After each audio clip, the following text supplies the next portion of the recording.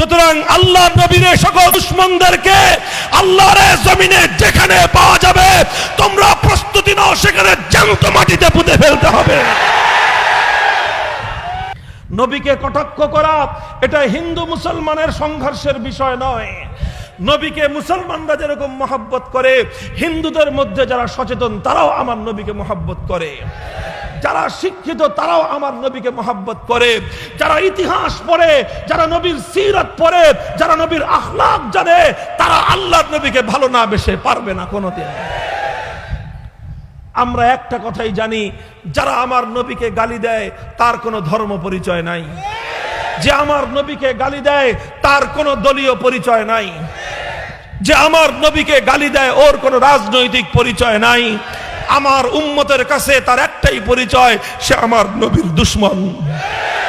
সুতরাং আল্লাহ নবীর সকল দুশমনদেরকে আল্লাহর জমিনে যেখানে পাওয়া যাবে তোমরা প্রস্তুতি নাও, সেখানে জ্যান্ত মাটিতে পুঁতে ফেলতে হবে।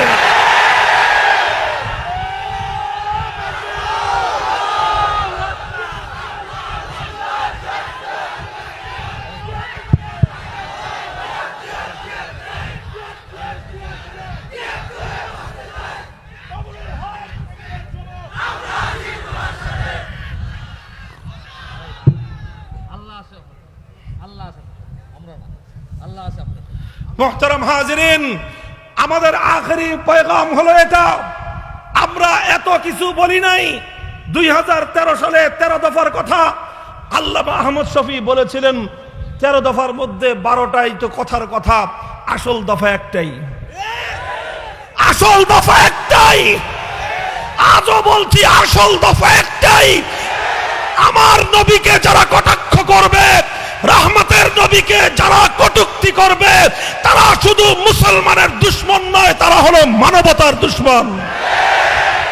কথা ঠিক না বেঠিক? কোরআন কি বলেছে?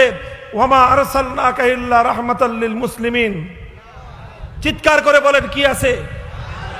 রাহমাতাল লিল মুমিনিন না রাহমাতাল লিল আলামিন? আমার নবী শুধু মুসলমানের জন্য রহমত না, আমার নবী গোটা বিশ্ববাসীর জন্য রহমত। আমার নবী মুসলমানের জন্য যেমন রহমত, হিন্দুর জন্য আমার নবী রহমত।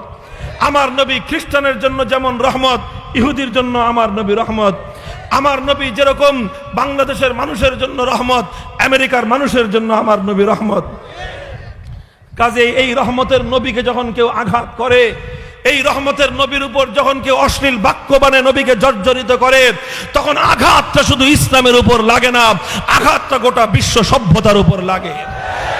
আঘাতটা শুধু মুসলমানের গায়ে লাগে না, আঘাতটা গোটা বিশ্বের 700 কোটি মানুষের গায়ে লাগে।